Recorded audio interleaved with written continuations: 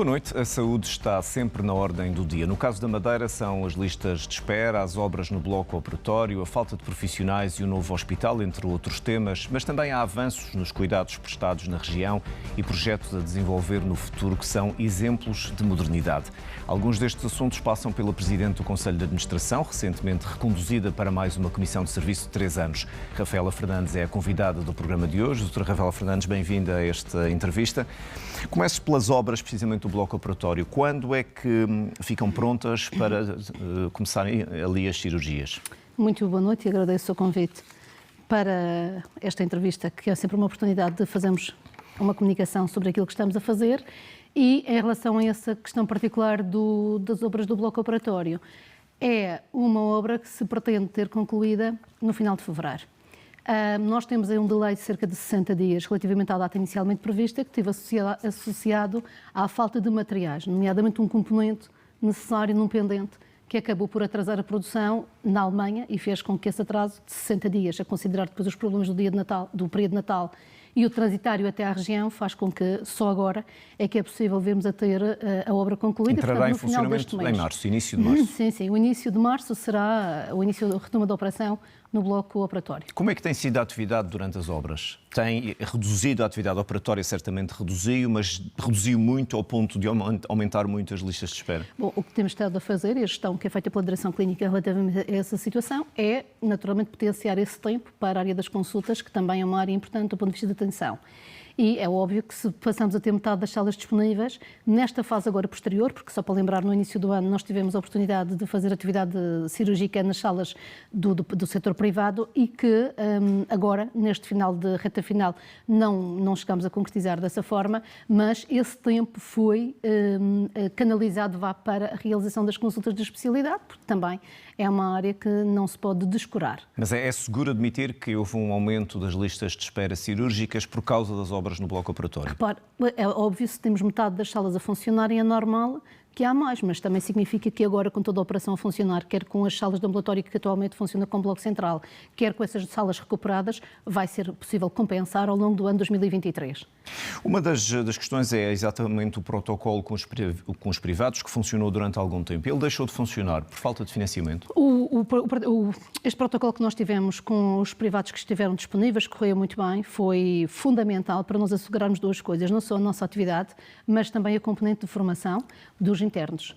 E nós funcionamos consoante as especialidades e as cirurgias que eram possíveis fazer no exterior e funcionou até ao mês 7. Depois nós tínhamos aqui uma questão associada às férias e acumuladas de outros anos e que tinham que ser necessariamente resolvidas durante o ano 2022 e depois colocou-se obviamente uma questão que o bloco vai estar pronto, nós não temos necessidade de estar a fazer lá fora, isso acabou por ter um delay superior e acabamos por não fazer nem em setembro, nem em outubro, nem em novembro, porque não se considerou ser necessário, mas o tempo não é verdade que tinha a ver com houve algum subfinanciamento, se calhar uma expectativa por baixo do que é que seria preciso gastar?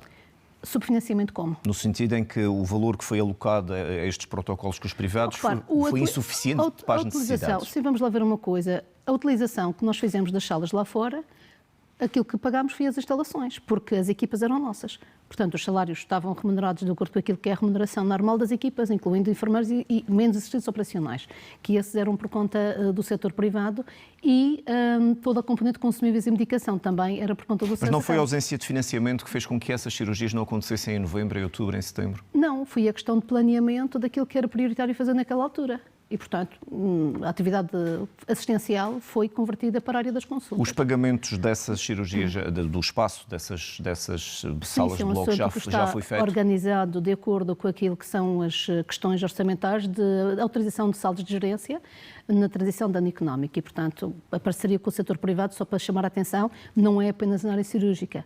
Portanto, a nossa parceria com o setor privado é numa área muito importante nos meios complementares. E, portanto, nós temos diariamente encaminhamentos para o setor privado, precisamente efetivamente nas necessidades de realização de determinado tipo de exames, e esse setor privado funciona não só lá fora, mas também dentro, porque nós temos os prestadores externos que, no fundo, sendo públicos ou sendo privados, estão a desempenhar essas mesmas funções. Portanto, dentro o que me está a dizer é que há uma instalações. conta corrente com os privados. Sim, e onde se inclui este lugar de salas. Nós próprios somos prestadores do próprio setor privado, porque recebemos amostras que vão para o nosso banco de sangue ou que vão para o laboratório de patologia ou de anatomia, portanto nós temos uma sinergia permanente, diária, em função da dinâmica da própria atividade assistencial, portanto, quer a deles, quer a nossa. Não houve falta de orçamento no Cesarame no último trimestre do ano passado? Vamos lá ver. A questão do orçamento no último trimestre do ano passado, como em todos os hospitais do país, é sempre crónico. Nós sabemos, isto todas as entidades, da saúde ou não, os últimos trimestres de todos os anos são sempre complicados.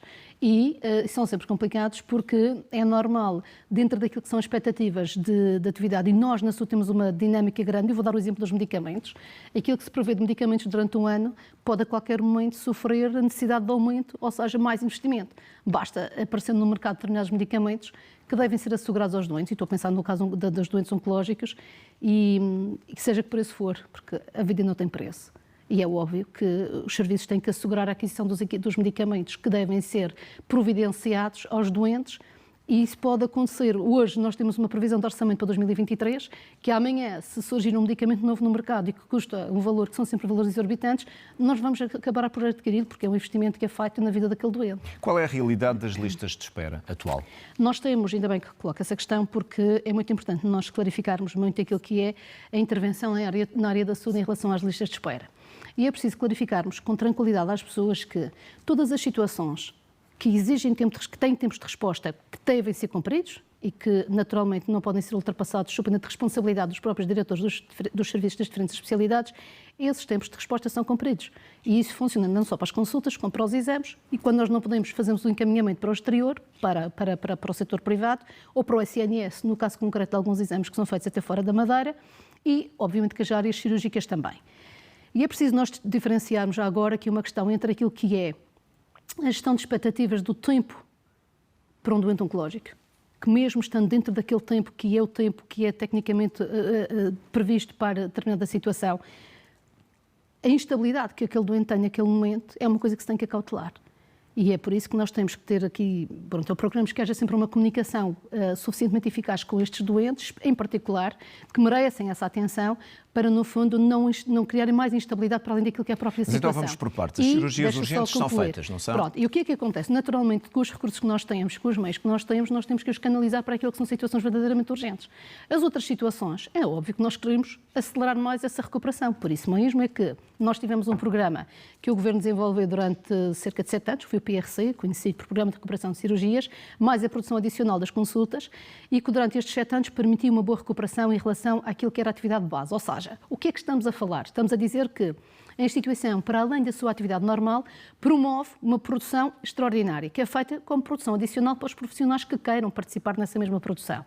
E nós, o ano passado, começamos a ter uma modalidade chamada PERAC. O que é o PERAC? O PERAC foi um programa criado pela Direção Clínica em que nós passamos a ter a participação nesta produção adicional dentro das instalações do Cesarame de prestadores externos, ou seja, médicos que, não sendo do quadro do Cesarame, fizeram a participação dentro da recuperação da área cirúrgica. Posso dar o exemplo dos acessos vasculares, que foi um dos programas específicos que foi iniciado já em 2021, no sentido de criarmos respostas mais céleres, porque temos uma equipa médica insuficiente no âmbito do serviço de cirurgia vascular, e que implicou nós termos uma evolução deste próprio programa. Posso dar o exemplo das consultas também, que começámos a ter produção adicional em especialidades que era muito importante acelerarmos a produção das primeiras consultas para além daquilo que era o tempo normal. Mas vamos por partes. Deixa só concluir que, do ponto de vista da gestão da lista de espera e da sua dinâmica, o que é que o PERAC vai trazer? O PERAC vem fazer uma outra coisa muito importante, que é alguém que tem uma situação para resolver, que está condicionado por uma consulta da especialidade, mas que essa consulta vai implicar a realização de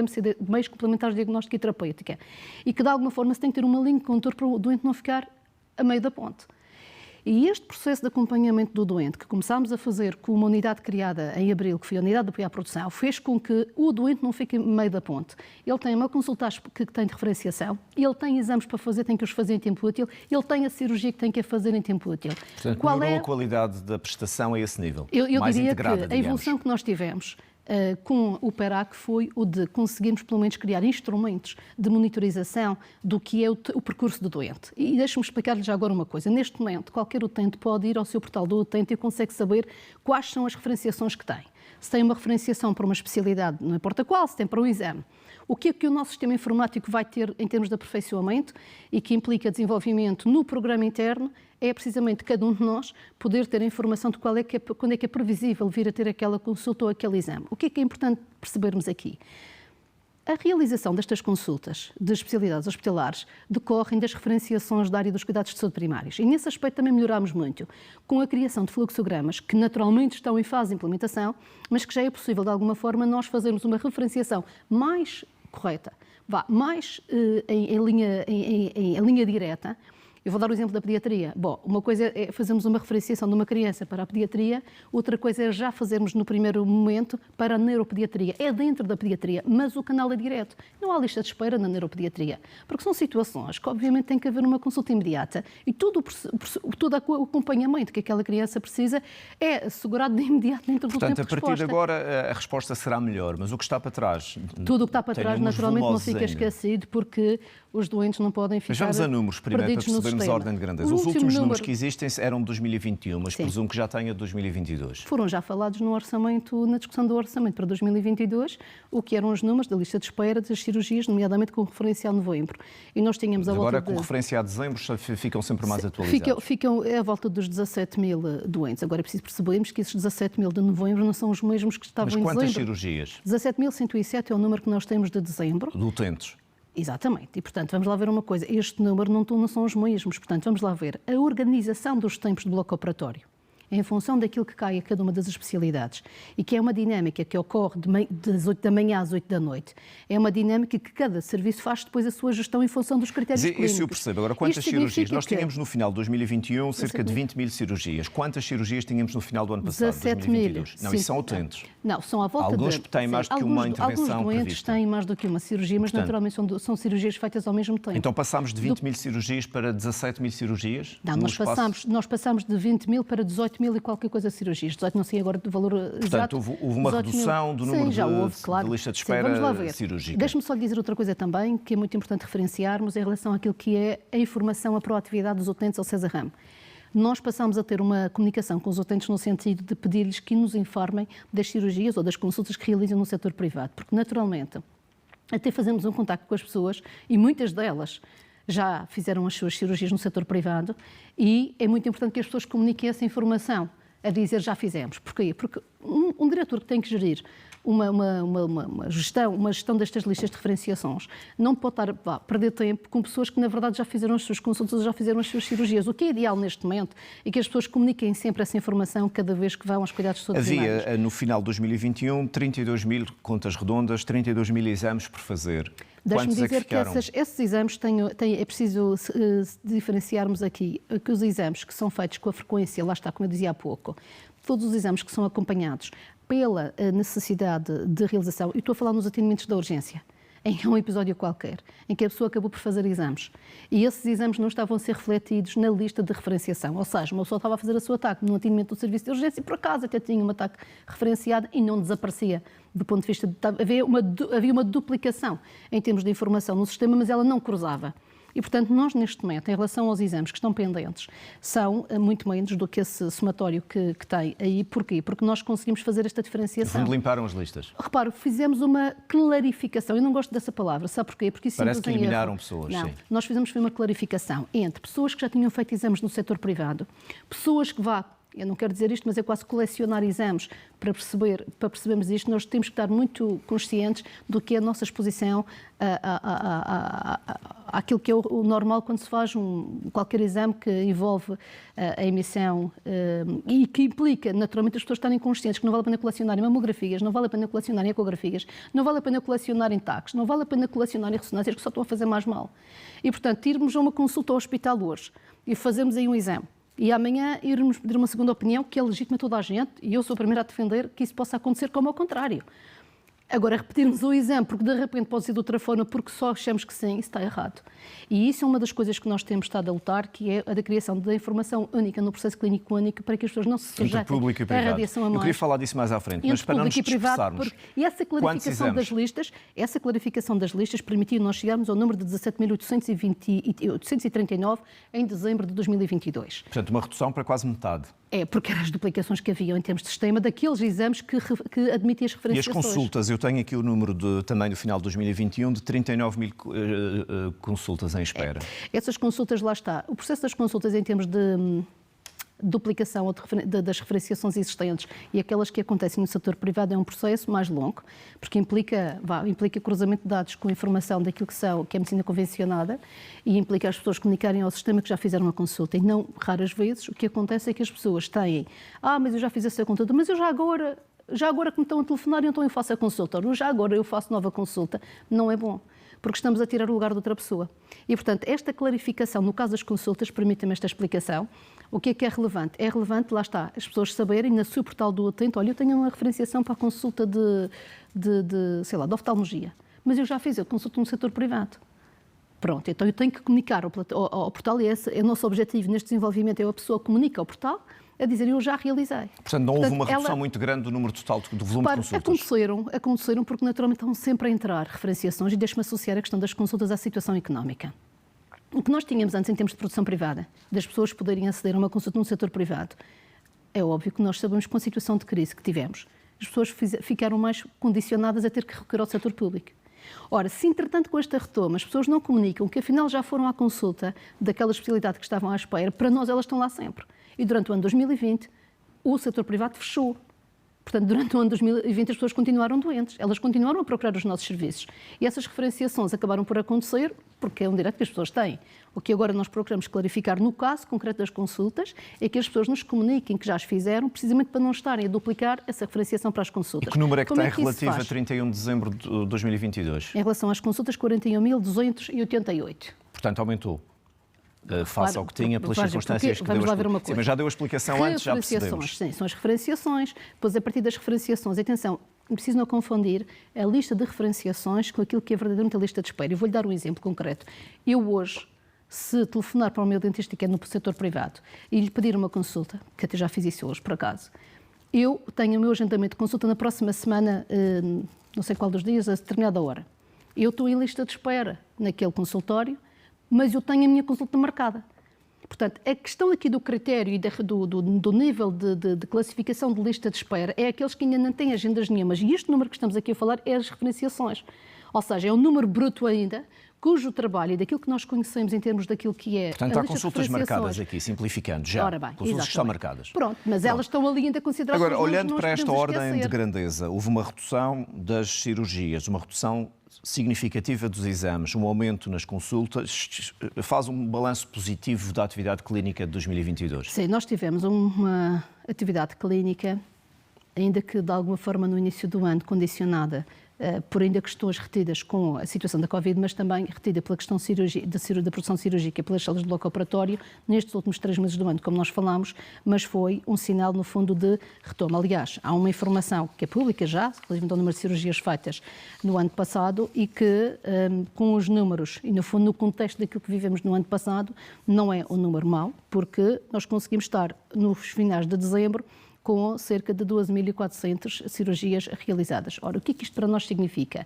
Que nós, com este reforço de orçamento que vamos ter para o ano 2023, como foi anunciado já pelo Governo, são 9 milhões de euros que serão feitos à produção adicional, vai-nos permitir aumentar muito aquilo que é a atividade cirúrgica no próprio César Ramos. Tem um número de expectativa, 12 mil o ano passado, quantas é que será possível fazer? Nós chegaremos a 15 mil cirurgias no ano 2023, de acordo com a programação que a Direção Clínica tem. O que não significa baixar a lista de espera, porque podem aparecer novos casos. Sempre, sim, veja lá, vai haver sempre pessoas a entrar, porque, repare, as cirurgias custam muito dinheiro em termos de preços unitários, portanto, uma pessoa pode ter dinheiro para pagar uma consulta no setor privado, mas não tem o valor suficiente ou o dinheiro suficiente para pagar uma cirurgia. O que me leva à questão... É normal nós temos que fazer as cirurgias dessas pessoas, não obstante elas serem acompanhadas no setor privado. Há muito que o discurso político da saúde na Madeira passa por falar em parcerias com os privados, parcerias maiores do que aquelas que já existem várias e a vários níveis, mas ao nível cirúrgico a verdade é que não existem muitas. Esse processo está parado, porquê? Não existem muitas como. Não existe muita parceria, mas independentemente disso, não há aquele que foi anunciado, que seria uma parceria integral com todos os prestadores privados que quisessem aderir. Claro. Esse processo negocial está parado, Claro. tanto quanto Nós me informaram. é preciso vermos qual Mas é porquê? a classificação. Não vejo nada parado, porque o setor privado está a funcionar e bem. Não com é nesse aquilo que são sentido, é acordos parceria no com o setor privado. público. Cada um Vamos lá trabalha ver. na sua casa, mas há parcerias que estavam nós, previstas. em relação à área cirúrgica, é preciso nós qualificarmos e classificarmos o tipo de cirurgias que são possíveis fazer em cada uma das áreas que estamos a falar aqui do setor privado. E, portanto, o setor privado tem o direito de dizer, e disse-o também no primeiro semestre do ano passado, nós queremos fazer estas. E, felizmente, que o setor privado da Madeira tem e funciona muito bem no setor privado, nomeadamente com as seguradoras e com alguns subsistemas. Porque isso é importante haver essa complementaridade. Mas foi o Governo Regional, nomeadamente, que anunciou que queria fazer uma parceria ampla com o setor privado no setor cirúrgico. E não era o programa para as obras do bloco operatório, era um programa permanente. Isso não avançou. Mas esse programa que foi anunciado, eu até recordo que isso até foi no Hospital da Luz, verdade?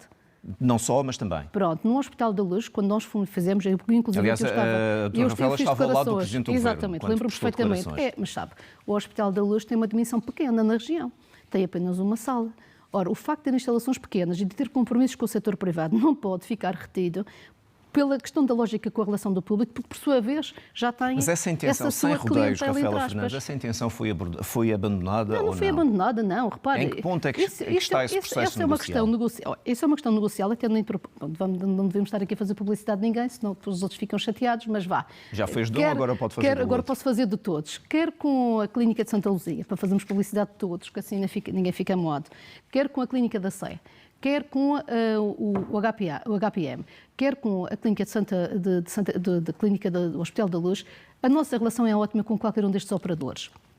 Qualquer um deles já manifestou aquilo que acha que se pode fazer daqui para a frente. Portanto, vai ser possível eu utente ter um cheque, digamos assim, um cheque de cirurgia ou uma credencial para fugir à semântica, uma autorização para ser operado no privado. Vamos lá, nós neste momento já temos termos emitidos da nossa parte para as pessoas recorrerem ao setor privado para a realização de exames. Isso já sabíamos. Nós, do ponto de vista das respostas em tempo útil, dentro dos tempos máximos de resposta, e posso dar o exemplo da oftalmologia, nós estamos a cumprir aquilo que são os tempos máximos de resposta para as situações que clinicamente têm que ser tidas respostas. Isso no César. Vou-lhe dar outro exemplo, sim. E as situações mais complexas, algumas que têm que ser os doentes, mas outras até que nós temos os prestadores externos a virem ao César Ram.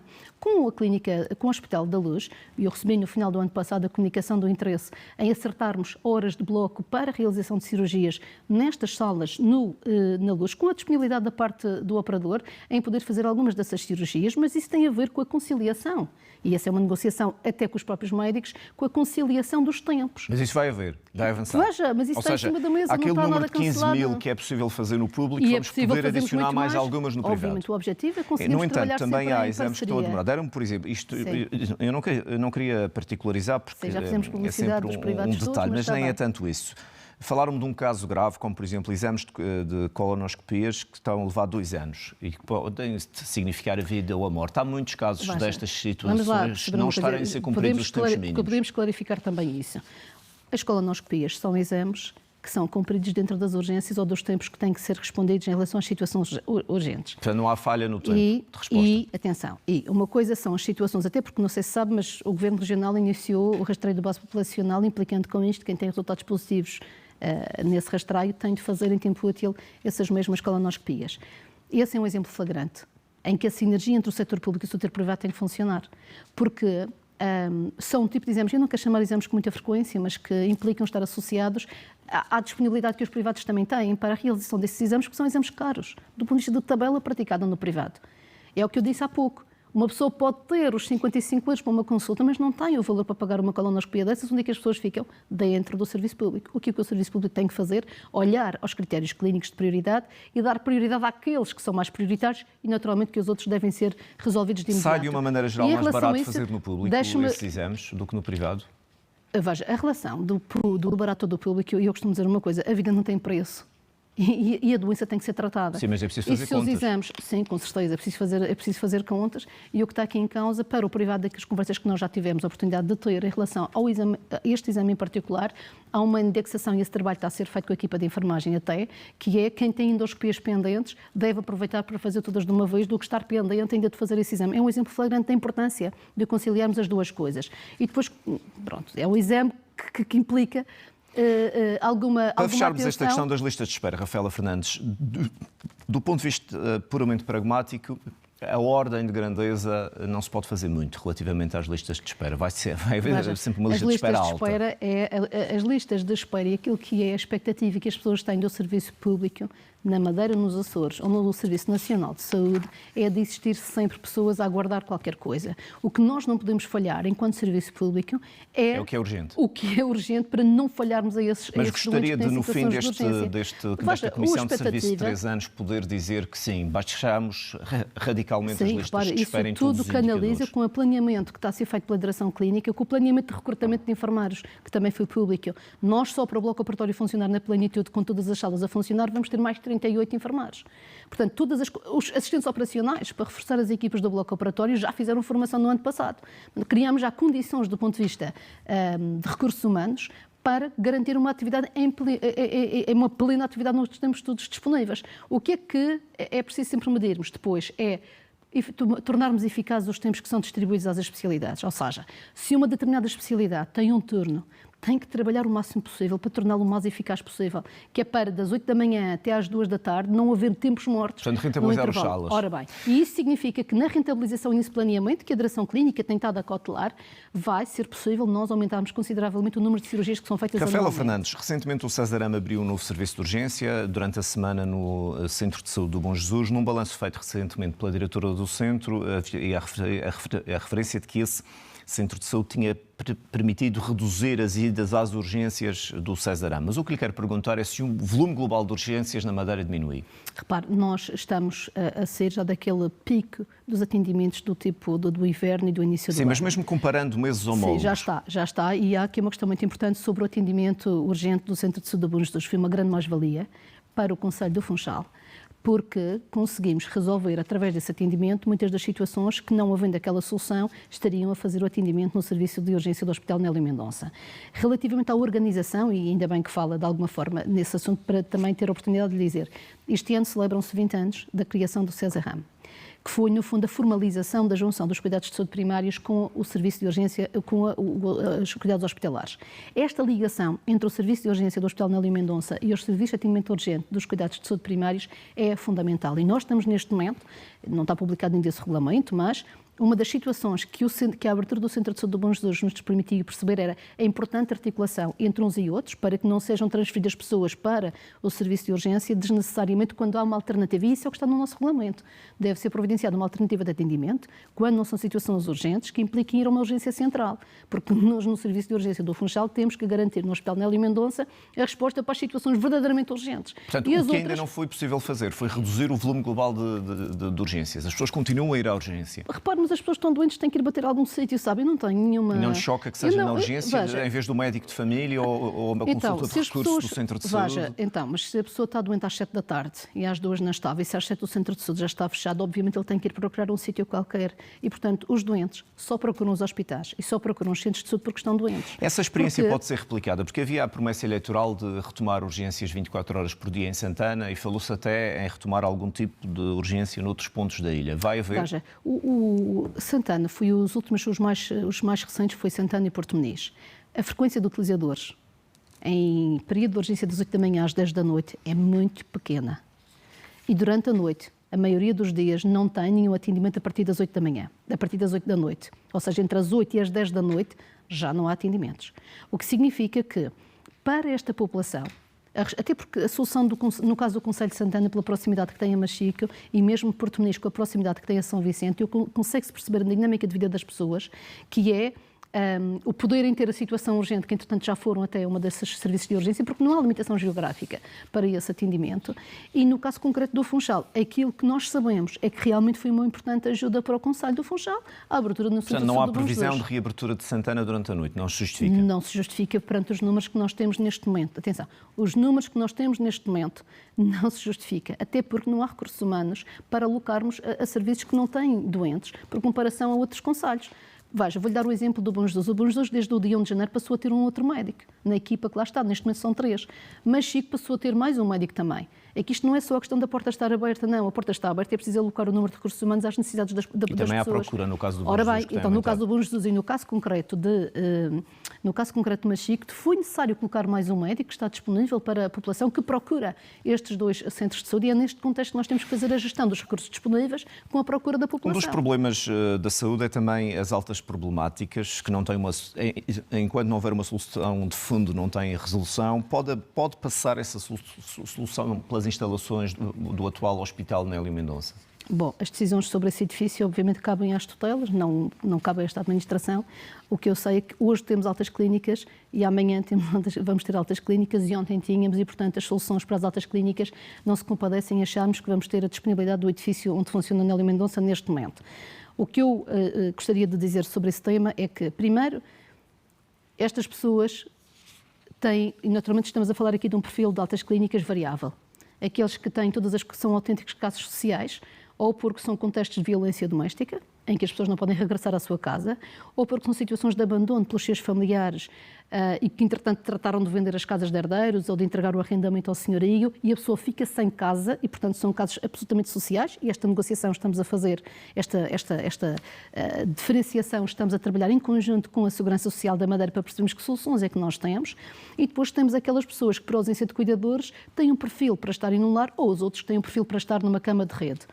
O que é muito importante aqui nós não esquecermos aquilo que é o regresso ao domicílio com as ajudas técnicas que estão disponíveis, quer nomeadamente da parte da Segurança Social, que é quem faz essa gestão, mas também com o apoio importante daquilo que é disponibilizado até em entidades locais e o próprio César Ramo, que fazem um empréstimo de camas articuladas ou de cadeiras de rodas e que é uma ajuda preciosa. Portanto, falta, por um lado, são precisos cuidadores, por outro lado, o que nós também lares, temos em relação aos cuidadores, outras instalações. Mas deixe-me dizer, ainda ontem, ou hoje, fui noticiada a quantidade de cuidadores que a Segurança Social tem neste momento em termos de apoio no domicílio. E o César Ramo também tem feito formação nos concelhos, nas freguesias, em contexto de apoio por parte dos médicos e dos enfermeiros, no fundo para empoderar o cuidador a tomar conta daquela pessoa que está em casa. O que é complexo neste momento? É complexo neste momento a organização de vida que as famílias têm, porque trabalham de manhã até o início da tarde e, portanto, aquela pessoa não pode ficar sozinha em casa, tem que ficar com alguém, e por isso é que é muito importante apostarmos nos sistemas de telemonitorização. Porque foram anunciados, mas que eu saiba ainda não estão a funcionar. Aquilo implica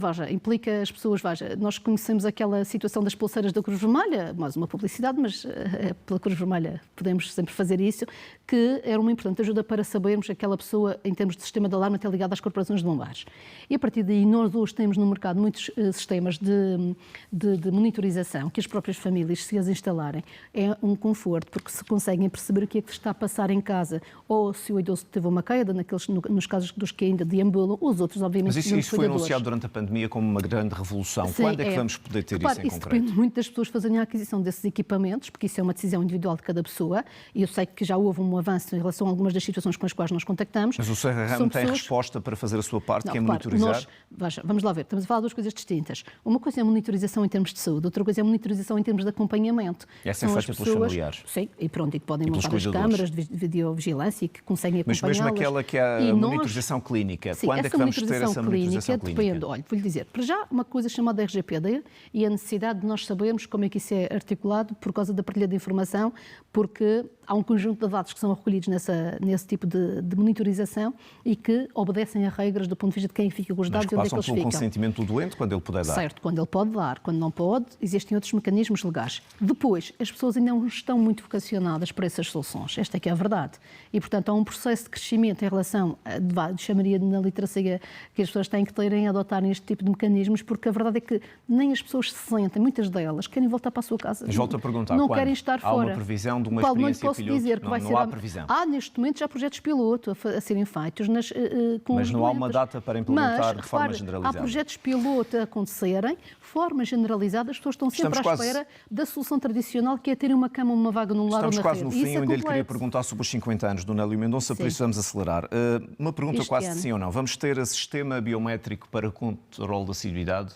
Nós tivemos uma recomendação, por último, do Tribunal de Contas, aliás, um processo de Tribunal de Contas já longo, com várias recomendações, e o que está em causa é um sistema de gestão de recursos humanos, de associação da assiduidade / pontualidade / produtividade. Ou seja, não é um sistema biométrico simples, é um processo de gestão associado de à recursos humanos. produtividade. Sim, necessariamente o registro clínico relacionado partilhado prepara-se para ser uma realidade? Ou Sim, seja, a história clínica partilhada entre público e privado? Nós estamos com várias diligências feitas com o setor privado nesse aspecto. Vamos ter muitos ganhos se isso for uma realidade. O César Ramos já disponibilizou o acesso ao átrio aos médicos mediante a sua cédula profissional, mesmo não sendo profissionais do César Ramos. Nós temos essa realidade já hoje com o estabelecimento prisional da Cancela, com quem celebramos o acordo em relação à assistência médica que é prestada por médicos que são do Ministério contratados por eles. E a ideia é ser universal. Partilham. Com as casas de saúde mental já tivemos essa conversa já um pouco acelerada para evitarmos o papel dos doentes que circulam entre as unidades, entre a Câmara Pestana e a São João de Deus e o Hospital Público, e o objetivo é tornar isso uma realidade, ainda que neste momento todos os profissionais do César Ramos que manifestem vontade de acederem ao átrio para poderem carregar a informação dos doentes que acompanham, nomeadamente nas casas de saúde, são autorizados. Portanto, o nosso objetivo é que, essencialmente, se veja isso como uma vantagem para o doente, que é o doente poder livremente circular no sistema, e público-privado convencionado, e não ter que andar atrás com os CDs ou com os pontos de informação nem clínica. sempre as pessoas sabem expressar relativamente ao que têm. Portanto, isso vai ser uma grande Este ano há vantagem duas para o efemérides, uma delas a Rafaela Fernandes já falou, Mendonça. que é os 20 anos do César Ramos e agora os 50 anos do Nélio Mendonça. O que é que vai ser feito? Os 50 anos do Hospital Nélio Mendonça é uma oportunidade para valorizarmos aquilo que foi a construção do serviço público na Madeira, desde as duas primeiras especialidades com as quais foi aberto o hospital em 9 de setembro de 73, até à realidade que conhecemos hoje. Há um programa clínico, um conjunto de sessões que acontecem alguns naquela semana de 9 10 de cada um dos meses. Próxima semana, esta semana ainda, vamos ter já o tema dos hospitais de ida consulta. O objetivo deste programa clínico é dar a conhecer o que estamos a fazer, os projetos que estão em cima da mesa e o que é que já estamos a executar, mas também criar métricas. As métricas de atuação dos serviços, precisamente para aquilo que há pouco falávamos no início da entrevista, sobre como é que é a nossa capacidade de resposta em relação aos níveis de produtividade. Depois, há um programa paralelo a este que tem a ver com, eu diria, uma componente mais social, que é o da promoção de alguns eventos que vão ser sempre de valorização dos recursos humanos que nós temos, com a colaboração que já foi manifestada por parte da Orquestra Clássica num concerto que será feito no 9 de setembro deste ano, e também com a Orquestra de Bandolins, que já se quis associar também a estas comemorações. O que é muito importante salientar nestes 50 anos do Hospital Nélio Mendonça? Nós vamos dar voz a todos aqueles que trabalharam no hospital durante estes 50 anos e os que ainda trabalham, e por isso estamos a produzir um e-book que acabará por ter testemunhos do que foram o trabalho de cada um, desde o enfermeiro Jaime, que abriu o hospital e montou o hospital como enfermeiro-diretor, a todos aqueles que de alguma forma foram responsáveis pelo crescimento das diferentes especialidades, com nota de que toda a valorização que nós, como utentes, devemos fazer ao serviço público, por experiências pessoais, por experiências tidas por familiares nossos ou amigos, devem ser divulgadas em benefício dos próprios que lá trabalham também, sejam reclamações também, porque nós vivemos bem com isso, porque isso é uma forma de aperfeiçoarmos a nossa atuação diariamente. As pessoas não têm que ter receio a isso, e um dos marcos que nós temos, que vai agora aparecer formalizado no nosso regulamento interno, é o serviço de humanização. O ano passado, em abril, foi anunciada a Comissão para a Humanização do César Ramos. Nós vamos agora, brevemente será publicado o regulamento interno da instituição, onde vai estar expressamente previsto o serviço de humanização. Para quê? Para nós formalizarmos aquilo que é a nossa preocupação prioritária. Temos que fazer mais, temos que fazer cada vez melhor. E a relação que queremos ter com os utentes é sempre uma relação positiva. Significa com isto que os utentes devem recorrer ao serviço de humanização para poderem partilhar naturalmente aquilo que tem acontecido bom, exatamente, as suas experiências, sejam elas quais forem, porque isso é uma forma de nós medirmos a nossa atuação também. No fundo, é um balanço de 50 anos. Rafaela Fernandes, muito obrigado por ter vindo à RTP. Foi a entrevista com a Presidente do Conselho de Administração do Serviço de Saúde da Madeira. Marcamos encontro na próxima semana. Obrigado pela preferência. Boa noite.